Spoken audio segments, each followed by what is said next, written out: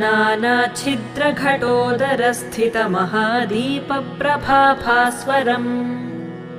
ज्ञानं यस्य तु चक्षुरादिकरणद्वारा बहिस्पन्दते जानामीति तमेव भान्तमनुभात्येतत्समस्तं जगत्